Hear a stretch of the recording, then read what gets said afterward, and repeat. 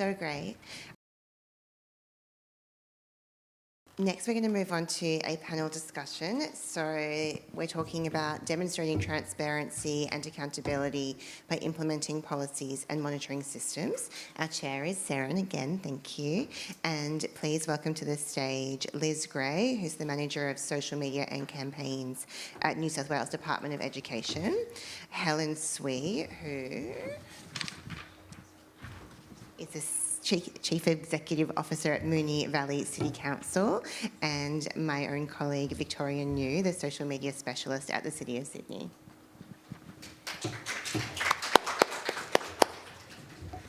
Fantastic. Welcome to the stage, ladies. Everyone, we have fantastic representatives up here. We've had a chat beforehand about some of the experiences that they've had, and I think they've got a lot of richness to share with you. So we're again going to make this quite practical so that we can all learn from each other. And if we have an opportunity for questions at the end, we certainly will take it, because the gold that you have delivered in that last session was fantastic, and it would be terrific to see what comes up from this one. So I'm going to start with each of you and ask you, so we've introduced you, and you can see their names and their very impressive titles up on the screen. I'm going to ask each of you to talk about demonstrating transparency and accountability by implementing policies and monitoring systems. That's a huge mouthful, but if we make that practical, and I'd like each of you to talk about what's important in this area, relating it to your experience, because you've all had so much experience, and I know that you've got really valuable things to share. We don't have to go in any particular order. Does any one of you want to go first? Victoria, I think it's you. Sure. Go for it. Is this working? Hi, everyone. Thinking about transparency and accountability, I guess the main principle I was thinking about was trust. I was thinking of that old adage, like trust takes years to build and only a moment to lose. So I guess particularly with the rise of misinformation, disinformation, how easy it is for that to spread on social media. Something that has kind of come up in the discussion today as well was when to engage and when not to engage. So when to be proactive and reactive. So there's just a real balance that we need there. And I guess something I was thinking about was that if you decide, like sometimes stakeholders can think, okay, I can't make a decision, so let's just not engage. But to that, I would say not engaging is also a decision that has consequences. So that's something I could try to, communicate to my stakeholders. So I guess, it's coming back to misinformation and disinformation. I guess what I say to stakeholders is that, being proactive, it can inoculate against misinformation or disinformation. So I try to think of, I try to take a step back, especially when there's a crisis, and think about, okay, what would a reasonable person think if they saw this comment? And what would they think if we responded and addressed it? Or what would they think if they saw that someone had directed a comment at us and hadn't addressed it, and kind of think about it in that way?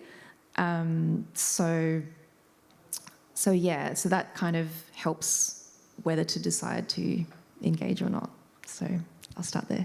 Thank you, Victoria. Can I just bring it back to the last session again? It's like what you have said there is, again, emphasising that it's about people. So feeling or assessing the impact of what you're saying on people and how they're going to receive it, that should always be front of mind, because that's where, if you miss that, like you don't actually think about your audience, your stakeholders, then that's where you're going to get a problem and someone's going to react. So you're preempting that as much as possible, getting ahead of that by actually, it's care, it's just basic care, but putting people first is going to help you a lot. Thank you, Victoria, that was awesome. Helen? Thank you, Sharon. I have to apologise first because I had got up twice in the middle of the night, look for my cat. I could hear she was making noise and I couldn't find her, and realized my husband forgot to let her in, so she was trapped between the gate. There was a like 2 square meter space there. Anyway, thank you, and I do want to acknowledge, so my brain is a bit slow, acknowledge the traditional owners of the land, the Bunurong people of the land. I'm the CEO of Moonee Valley City Council. Anyone here from Victoria? Anyone from local government in Victoria? So you probably will know our council is never short of, stories, headlines in the. I'm no social media expert, unlike my colleagues here, but I'm here really about the head of the organization and work in a very political environment.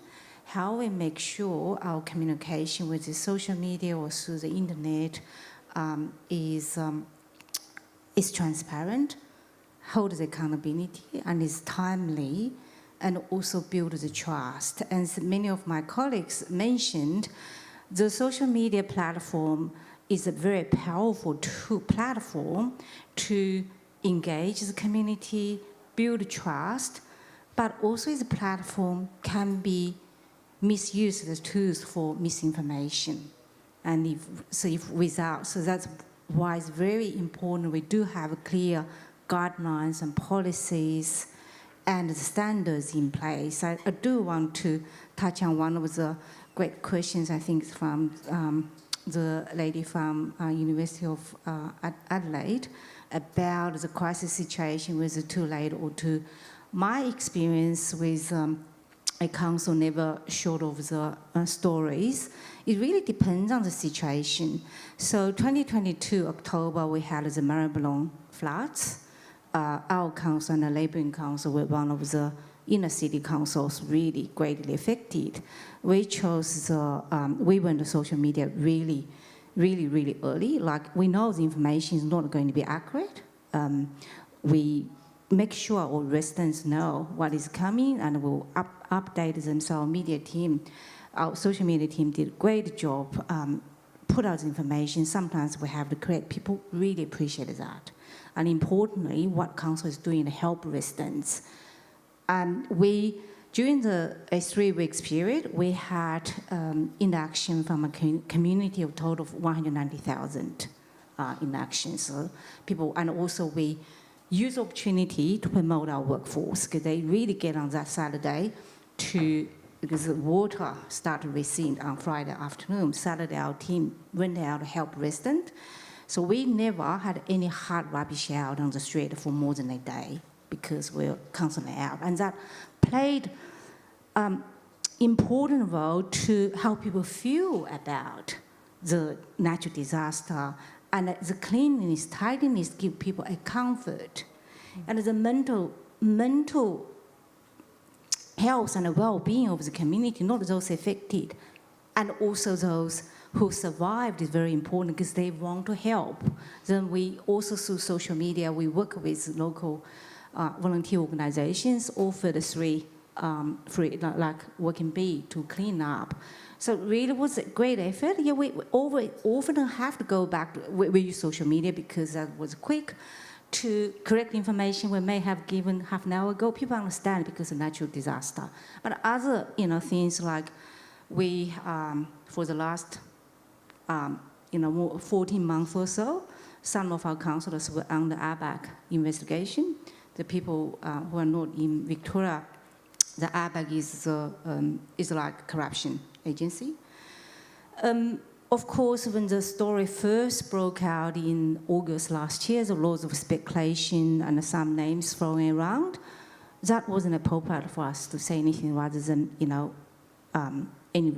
any inquiry should refer to ABAC. And of course, ABAC is not going to say anything during investigation. So really depending on the situation.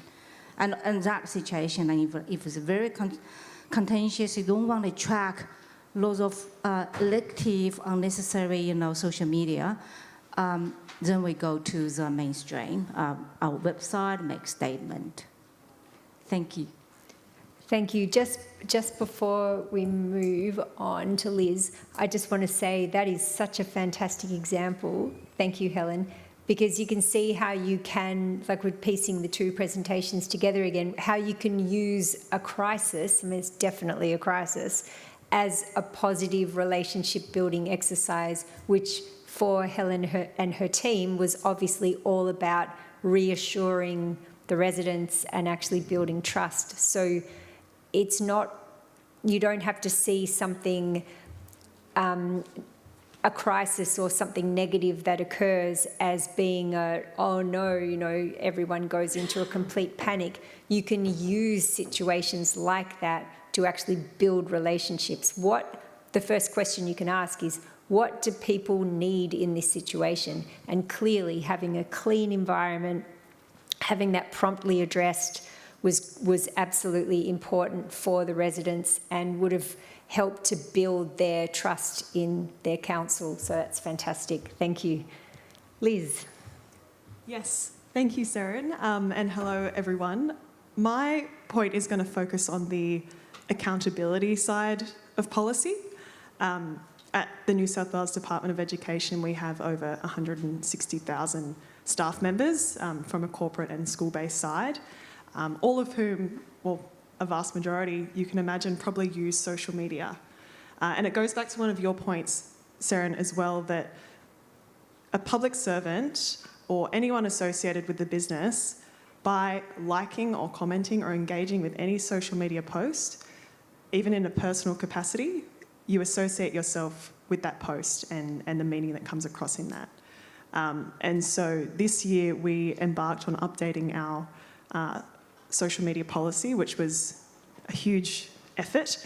But you can imagine it's taking into consideration those things that exist from a legal standpoint, so looking at the Privacy Act and everything that is legislated around how public servants use social media. But also from a personal capacity, as both of you have mentioned, social media is something that everyone uses. How can we encourage our staff members to use it in a way that portrays the department in a positive light, but then also protects them and, more importantly, or very importantly, the students in our system. Most of the students in our system are under 18 years old. So there's a very strong, clear line as to how they should be portrayed on social media, how teachers show their work, and whether they use students or not. So it was a very thorough process of going through that policy document to basically say, as a staff member, you cannot have students on your social media. And that was a really hard line to draw, but it's just a non-negotiable when it comes to the law. And so something I learnt along the way was consultation and getting buy-in from those groups that the policy is about is extremely important. That is so important. Thank you so much, Liz. I'm sure everyone can relate to that. So that's a great example of how you can have a policy and procedure, or multiple policies and procedure, a whole suite of policies and procedures, but if you don't have ownership of them across your workforce, it's not really going to mean anything, because either they're going to buck against it, or they're just not going to follow it, or their problems will arise. So in the process of actually developing something like that, having consultation is really important, because compliance should never sit with one person or one team. It should be across the organisation. So everybody should feel or should know that they are responsible for making sure that they're tidy and complete in what their job is, so that it doesn't have to be watched by someone, you know, over the top looking down and going, you know, why didn't you do this, which really they should see as being part of their job if they own their job area. As in, if they are taking responsibility for their job area, that is a culture that you want to build within your organisation. And as an analogy, as an extension of that, what Liz just talked about is really important, where you actually get buy-in from people. even if you already know what needs to happen, if you make it consultative so that they can express opinions and you can refine where needed, in the end, they are more likely to follow what is being set down if they actually feel they had something to do with its development. And I know that sounds obvious, but we don't always do that because we have to, again, move quickly and we have to respond to things, on the go. So sometimes we think, I don't have time for this consultation stuff, but building it in is actually beneficial. And Liz's example, I think, is a terrific one for that.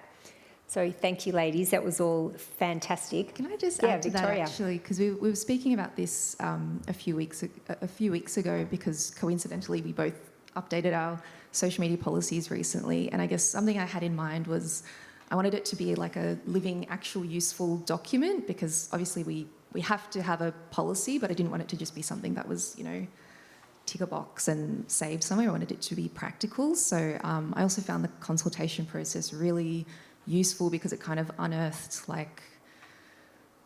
social media evolves so rapidly that we identified things like, we're getting issues where, some staff are being filmed for a TikTok at work again, without their consent, and that kind of led to us developing guidelines to help support staff in that way, like front customer-facing staff. And, we've only just updated the policy, and now there's questions about, what about WhatsApp? Is that a social media network? And it's just it's constantly, so you've got to always be thinking about the policy and making little notes about what to update next. So, yeah. Thank you, Victoria. That's awesome. So can we turn as a team now to talk about challenges or difficulties that you have faced and how you have dealt with them? So if you could give us an example, or more than one if you want to, about what you have confronted in this area and how you've actually dealt with it, more as an example for us all to learn from, because we all learn from each other. I can start. Okay, Liz is off the mark. Back to the policy. It is my baby in a work sense, I suppose. One of the challenges we face, and I'm sure a lot of you face as well when it comes to sort of policy documents, you kind of visualise it and it's very boring and just bland, whatever. It's there, it exists, but do you engage with that much? Probably not. And Victoria, this goes to your point as well. It's how do you create a document that's usable and understandable, and as communicators, I guess a big part of our job is translating information, and in this case it was similar with the policy. It's okay, this is the line and the blank statement of what you have to do, but then what does that mean in a school-based setting? What does that mean if I'm in a rural school, where I'm the teacher but I'm also the sports coach and I drive the bus to school and I communicate with parents? How does that apply to me? So one of the challenges that we found along the way is that we really needed to make that policy applicable to real life settings, and provide those jobs to be done examples, so that it wasn't just a document that people were constantly coming to us and being like, oh gosh, am I breaking policy by doing X, Y, Z? How do I make sure that I do this? Because everybody wants to do the right thing. And what we found through the consultation process is that we needed to be really clear and explicit of how this applies to you and your real life and your role. That is so helpful. Thank you. Just again, making it real. Our emphasis, if you like, in these two sessions is very much about practicality. So that's great. Thank you, Liz. Helen. Thank you. As I said, local government is a very political environment. And also, you may or may not know, particularly if you are not from Victoria, in Victoria, apart from probably City of Melbourne, the Lord Mayor would have a dedicated media team help them with social media or LinkedIn, whatever. Most of other councils, the mayor and councillor's personal social media page have nothing to do with the council staff. Even the mayor, they would, when they elected the mayor, they would change the social media as the mayor of Mully Valley City Council. So that but many of the residents may not know. They may perceive them as an official, spokesperson or as a spokesman for the council. Actually, only the mayor spokesperson, councillors, they are not, but they could still put information there which could be contradictory with the council position. And also, so we do have policy and guidelines to guide councillors, but enforcement is always very tricky. Many times I or my comms manager would have to text a councillor saying, well, can you please withdraw that? Can you please change that? Sometimes so, please remove officer's name, not appropriate.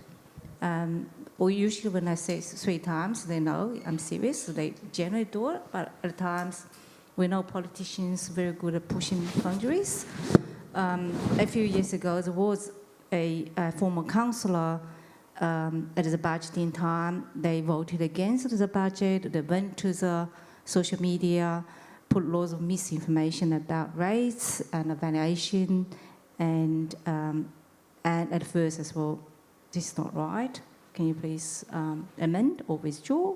They came back, no, it's really just, because evaluations are quite, can be quite confusing exercise and rates, how it's calculated.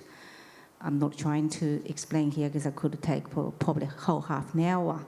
Mm-hmm. Then after a few inactions, they refused to change. Then I said to our comms manager and our CFO, well, we need to frequently ask questions, guide people to what is the facts.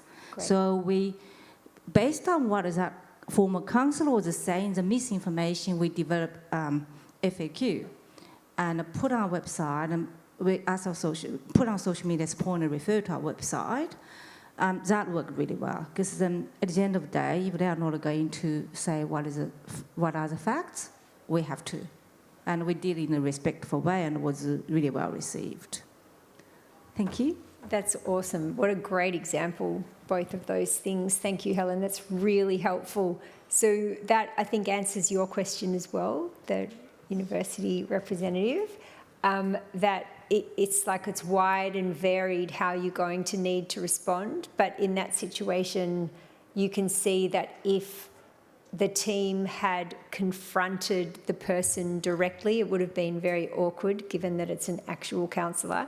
So it's not really something that you can do, but you're still providing the correction, and the simple Q&A is great that sets it out so that residents can clearly see what the facts are, and then it addresses it but without actually directly combating the person, which in that case would have been very awkward and would have caused more trouble. So a practical solution that clearly worked well. Thank you. And Victoria? Yes, I have an example. As I was thinking of this example, I was like, oh, why am I even talking about this again? Because I was feeling stressed about it, just remembering it. But you probably saw on the news earlier in the year when asbestos was identified in different parks around Sydney. So that was a very challenging situation for us. It was complex and constantly changing. And from a comms perspective, we had, such a massive increase in inbound questions coming from our community who are understandably stressed, as well as trying to get information and decide, okay, what information are we putting out there? Everyone had different opinions on, okay, when to be proactive, when to not say anything, what we should be doing. So high stress, high stakes kind of environment. So I guess the risk for us was, if you make a poor decision or you're swayed by stressed out stakeholders away from what you think you should actually be doing, you could, a misstep could, make things worse or kind of amplify the issue. So I guess something that I was quite grateful for was the work that we had done on crisis communications, like before this happened. So but it was before my time at council, but during COVID, the team, the social media team had to deal with people wanting information and what we should be communicating to them. So I was able to kind of use that as a foundation of, okay, wait, what are the channels we should use? Is there a bit of a checklist of when to be proactive, when to be reactive? I love checklists. Another checklist for when there's a crisis, just like, wait, if we're going to post something, let's just kind of sense check. Is this, you know, in the context of what's happening in the media? Is this going to come across the right way? All that kind of stuff. So, and then also just, you know, with all of these crisis communications moments, there's always going to be something that you learn. So we kind of took learnings from that COVID experience. And I think one of them was about resourcing. So making sure that the people who are working on the issues are protected from burnout and, you know, looking after yourselves, because that's really your most important resource. So applying all of those learnings to this situation, we had a framework to go, okay, stakeholders, we got this. Let's figure out, you know, let's figure out what we need to be communicating and when. Let's make sure the information's correct. Let's have these regular crisis meetings. And it just, yeah, it's obviously, you know, we had more learnings from that, but it just, I think the main thing was being prepared so that when you have these situations that come out of nowhere, you don't sort of just panic and, you know, make rash decisions.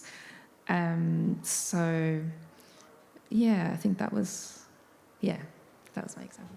That's fantastic, Victoria. Thank you. Extremely useful example again.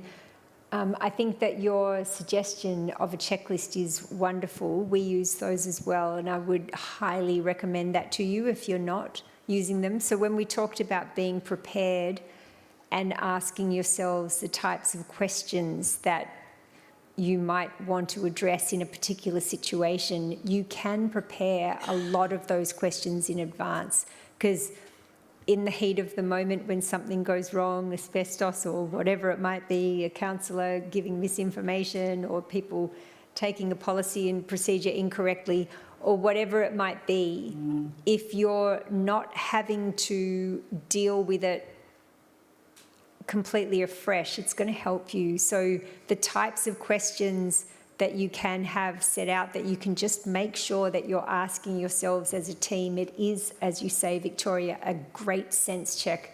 And Liz was nodding a lot as you were speaking, because clearly you've had similar experiences there, but that is very helpful to prepare you for what is coming. And the preparation is, again, about how is this going to be received by people at the end of the day, rather than you just going, we need to do this now to fix it, because that tends to be where we go first. I just want to fix it. I'm just going to like eradicate the situation, but it's not always possible. So yes, but how is the way that you communicate going to be received by people is really the primary question that you need to be asking, so that you have this type of experience that the ladies have been describing, where their stakeholders have had a very positive response to the way that they've dealt with situations, which I think is the key at the end of the day. So fantastic. Thank you so much. Does anyone have any questions at this point? Yes, please. We've got a microphone for you. Thank you. This question is probably for Liz. Can you tell me a little bit more about how you built that profiling or the detail around how this might look for your team? So, or for the person that was, say, managing a social channel, and they might be, you know, you said there was maybe teachers in the country or the different circumstances, and how you used something to share with them how the policy would affect them? Yes. Like, was it a briefing? Was it some content? Was it, you know, what did that bit look like? Great question. It was sort of like a department-wide initiative, this update, because it affected everyone. So we worked really closely with our internal communications team, who have different lines to different types of staff members. And then my team was responsible for running a training session that basically went through, this is what the policy used to be, these are the updates.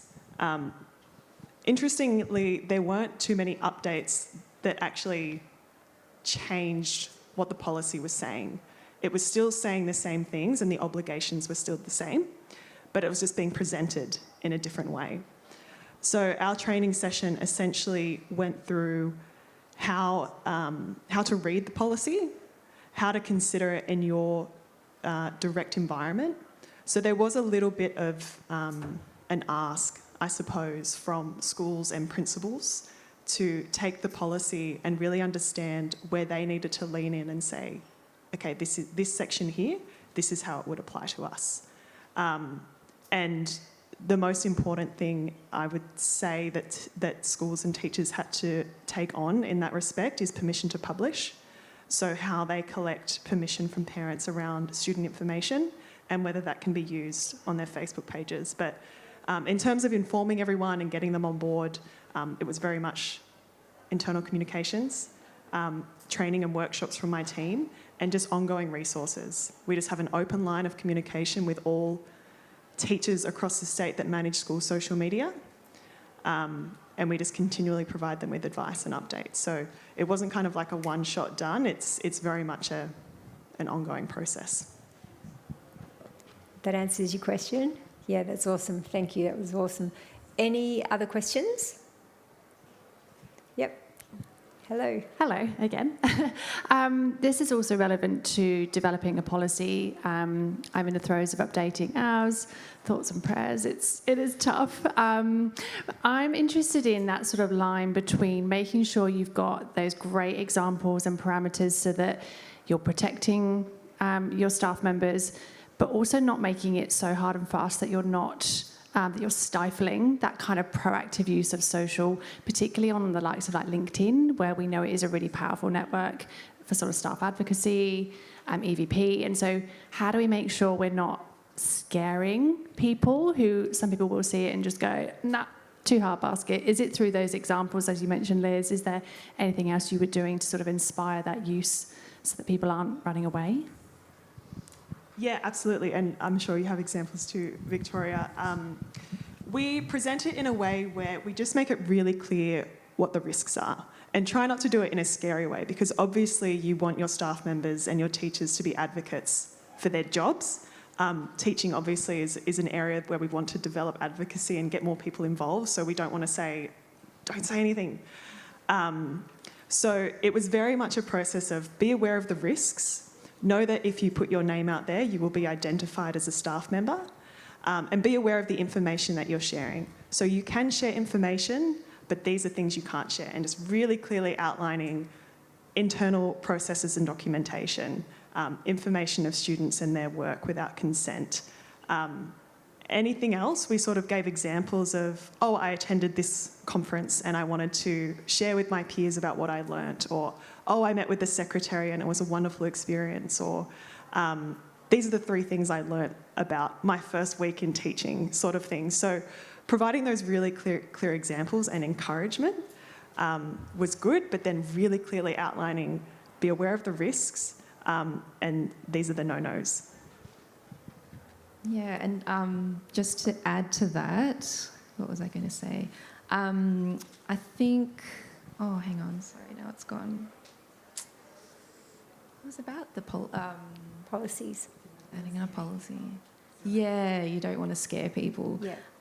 So I think, so I worked obviously very closely with governance, and then I just really tried to find the balance between, being too governance-y in the language I was using and kind of making it a bit warmer, a bit friendlier, so that it's not, don't do this, don't do that.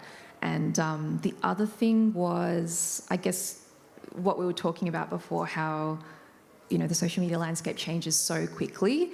I tried not to be too prescriptive of like, do this, don't do that, and just kind of provide like thought starter questions of like, what would your manager think if they read this? And like just kind of putting the onus on them to sort of like, we're not telling you can't do this or that, but these are the things you should keep in mind just to, so while you're posting. Yeah. That's great. Thank you both. Super helpful answers. Just one point that's come up from what you're saying and the questions that are being asked as well is we've talked about preparation, but you can't always be prepared for what happens. You're not going to be able to foresee things. And I did say that in a different way before, but what I want to add is don't be worried if something arises that is completely out of left field. The most important thing to bear in mind is that you're not going to have a laid out formula that you can just apply in every situation. It's not going to happen, and that's okay. It's all right that that is the case. But if you make it about people and make it about the principles that we've all been talking about, which is about simple, factual, transparent, and responsible, then your audience, whoever that is going to receive it well. So make it about people and make it about those principles, and you will be okay because you're thinking about them. You're not trying to scramble to try and defend yourselves, which everyone can always see through, but you're actually approaching it from responsibility and care for people, which at the end of the day means everything to them. Yeah? Thank you. Okay, thank you. Thank you so much to Saren and to our panellists this morning, Victoria, Helen and Liz. That was really enlightening, and thank you so much for your candour, and thank you to the thoughtful questions from the audience as well. We will go and have some lunch now and see you back here or in the other room in an hour. This afternoon, just a plug coming back here, we're hearing from the Art Gallery of New South Wales, from Holly Bennett, and also from the ABS. So they're sure to be good sessions, and get involved in the app as well, because there might be a prize if you do your general activities in your app. So enjoy your lunch and thank you.